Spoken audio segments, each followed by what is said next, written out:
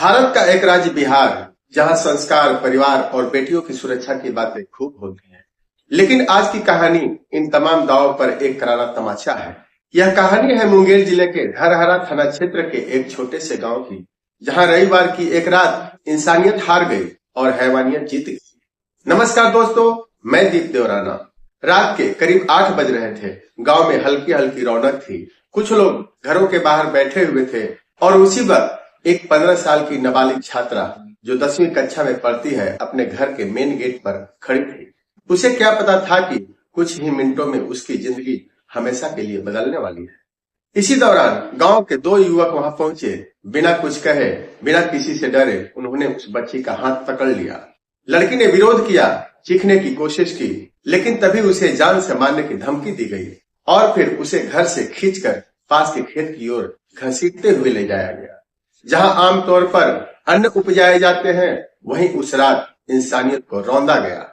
आरोप है कि एक आरोपी ने उसके साथ दुष्कर्म किया, जबकि दूसरा वहां से भाग निकला। यह सब कुछ इतना जल्दी हुआ कि पीड़िता कुछ समझ भी नहीं पाई, लेकिन कहानी यही खत्म नहीं होती। वारदात के बाद आरोपियों ने पीड़िता परिवार को धमकाया। कहा गया, अगर पुलिस के पास गए तो अंजाम बहुत बुरा होगा। इतना ही नहीं, परिवार को घर में ही नजरबंद कर दिया गया। सोचिए, एक माँ बाप जो अपनी बेटी को बचा नहीं पाए, अब डर के कारण घंटों अपने ही घर में कैद रहे। पूरी रात डर, दबाव और बेबसी। लेकिन सोमवार को किसी तरह हिम्मत जुटाकर परिवार ने 112 नंबर डायल किया। यही एक कॉल पूरी कहानी की दिशा बदल देती है। सूचना मिलते ही पुलिस हरकत में आई। धरहरा थाना पुलिस ने तत्काल कार्रवाई करते हुए गांव के दोनों आरोपियों को गिरफ्तार कर लिया।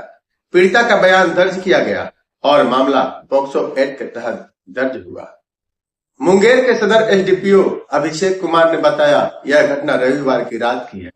पॉक्सो एक्ट के तहत प्राथमिकी दर्ज कर आरोपियों को गिरफ्तार किया गया है। घटना स्थल पर फॉरेंसिक टीम को भेजा गया है।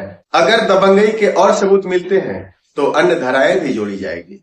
लेकिन सवाल सिर्फ एक, क्या एक 15 साल की बच्ची अपने ही गांव में सुरक्षित है? क्या डर और दबंगई आज भी कानून से बड़े हैं? यह घटना हमें याद दिलाती है कि बेटियां आज भी सिर्फ दरवाजे के बाहर खड़ी होने पर सुरक्षित नहीं हैं। और जब अपराधी धमकी देकर पूरे परिवार को कैद कर दे तो यह सिर्फ एक अपराध नहीं, बल्कि पूरे सिस्टम की परीक्षा होती है। मैं हूं दीप देवराना और आप देख रहे थे एक सच्ची क्राइम स्टोरी। अगर आपको यह कहानी सोचने पर मजबूर करे तो वीडियो को लाइक करें, शेयर करें और चैनल को सब्सक्राइब जरूर करें। हम फिर मिलेंगे एक नई कहानी, एक नई वीडियो के साथ। तब तक के लिए धन्यवाद।